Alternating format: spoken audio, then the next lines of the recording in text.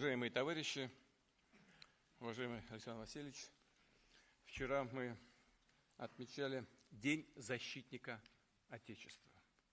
Поздравляли ветеранов и наших бойцов, которые сейчас сражаются за Родину. В этом едином, сплоченном боевом строю и личный состав сотрудники Федеральной службы безопасности. ФСБ вносит в обеспечение суверенитета России, в защиту безопасности наших граждан важнейший, значимый вклад. В прошедшем 2026 году на всех ключевых направлениях работы вы и ваши коллеги достойно решали поставленные задачи. При нейтрализации внутренних и внешних угроз действовали профессионально и оперативно. Хочу поблагодарить сотрудников центрального аппарата и территориальных органов ФСБ за службу России, высокую самоотдачу, за личное мужество. Особо отмечу тех, кто непосредственно участвует в специальной военной операции. Это пограничники, бойцы спецназа, военные контрразведчики, всех коллег, оперативников, которые решают по линии наших исторических и приграничных регионов в Донбассе и Новороссии важнейшие задачи по обеспечению безопасности России. За проявленную отвагу государственные награды в прошлом году получили более 2000 военнослужащих ФСБ. 4 удостоены звания Героя Российской Федерации. 1 посмертно. Я прошу почтить память погибших при исполнении служебных обязанностей сотрудников ФСБ, наших павших за Родину боевых товарищей, минуты молчания.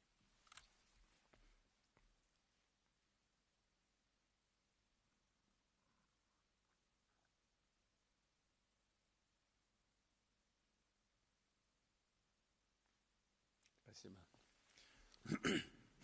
Александр Васильевич, как всегда мы об этом говорим с вами. Я знаю, что вы этим занимаетесь. Семьям нужно уделить особое внимание. Уважаемые участники заседания, сегодня сложная международная обстановка, резкое обострение конфликтов в целом ряде регионов мира. Проведение специальной военной операции требует от сотрудников Федеральной службы безопасности максимальной собранности и концентрации. Важно в полной мере задействовать кадровый и технический потенциал ведомства, его оперативные и аналитические возможности для своевременной и эффективной нейтрализации потенциальных угроз, для надежной защиты национальных интересов и стабильного развития России. Прежде всего, следует активизировать борьбу с терроризмом. Динамика основных показателей в сфере антитеррора понятна и продиктована текущей оперативной обстановкой. Не удалось нанести стратегического поражения России на поле боя. Поэтому противник делает ставку на индивидуальный и массовый террор. Здесь и обстрелы городов, и диверсии на инфраструктуре, и покушения на представителей государственных и военных властей. Ну вот очередной пример. Вчера на Савеловском вокзале. Судя по всему, это требует, конечно, дополнительной работы с вашей стороны. Но уже сейчас ясно, что, судя по всему, такая обычная на сегодняшний день вербовка через интернет, скорее всего, да, всучили человеку взрывное устройство, а потом дистанционно взорвали и его, и предполагаемый объект атаки, в данном случае сотрудников Министерства внутренних дел. Скорее всего, вот мы с Александром Васильевичем сейчас обсуждали, он и не знал-то ничего. Вот это результат такого преступного, беспечного поведения. Кстати говоря, противник не брезгует никакими другими средствами. Ну вот уже в СМИ пошло, наверное, и их попытки или намерение использовать даже какой-то ядерный компонент. Понимают, наверное, чем это может закончиться. Сейчас вот информация тоже наша оперативная идет тоже в СМИ сегодня должна быть, наверное, уже есть.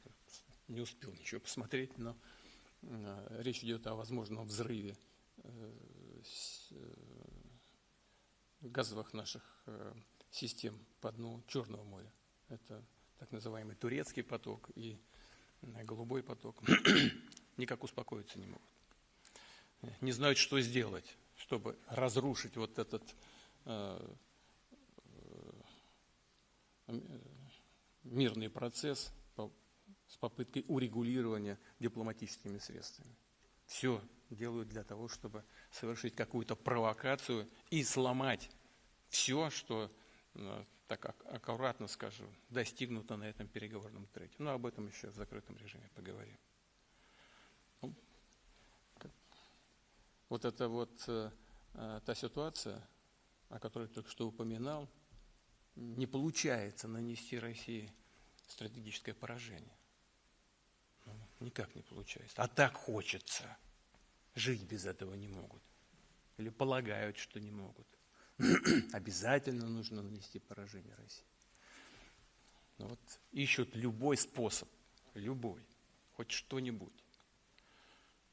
Сами себя доведут до какой-то крайней черты, потом пожалеют. Ладно, вернемся к текущей нашей работе. В прошлом году количество преступлений террористической направленности увеличилось. И большая часть из них, как и все последние годы, безусловно, дело рук украинских спецслужб и их зарубежных кураторов. При этом значительно возросло количество атак на российские инфраструктурные объекты, социальные и административные учреждения, жилые здания с использованием ракетных вооружений и беспилотных аппаратов разного типа.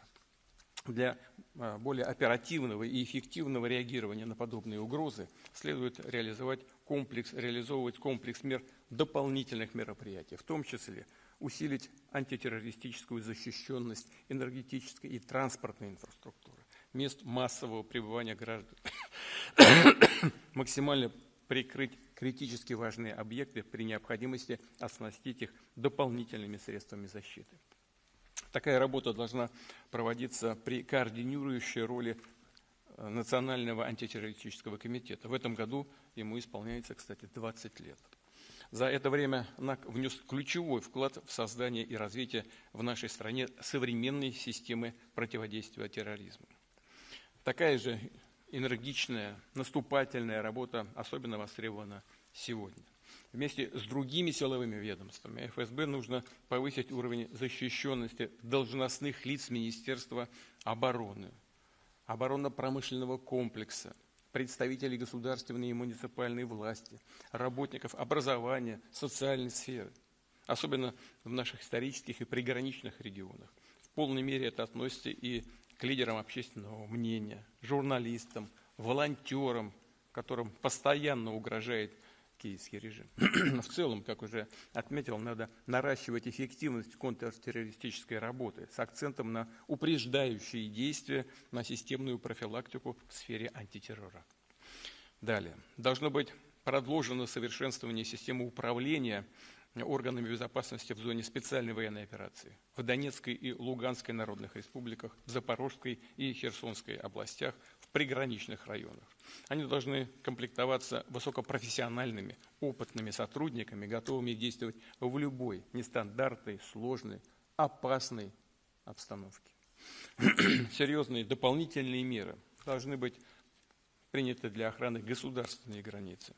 Надо укреплять ее инфраструктуру, повышать уровень боевой готовности и технической оснащенности пограничных органов, действовать в тесной координации с частями Минобороны, Росгвардии и МВД, а также территориальными структурами и органами власти. Ответственная задача стоит перед подразделениями контрразведки.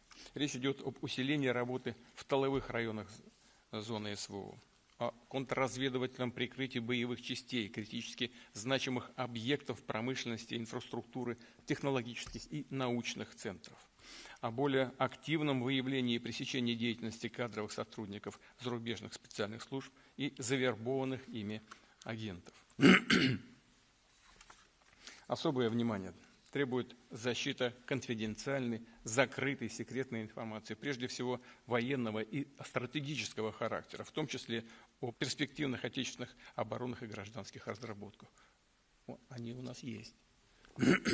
И достижения есть уже заметные, понятные для всех, предъявленные уже. Но и есть и другие разработки, которые находятся в стадии реализации. Уважаемые коллеги, актуальной задачей Федеральной службы безопасности остается борьба с экстремизмом.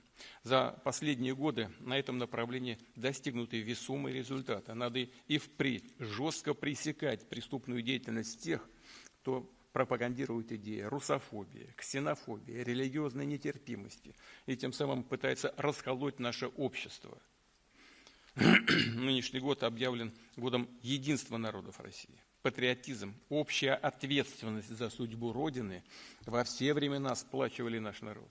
Нам нужно беречь, развивать и защищать эти традиции, жестко реагировать на попытки подорвать, ослабить основы конституционного строя России.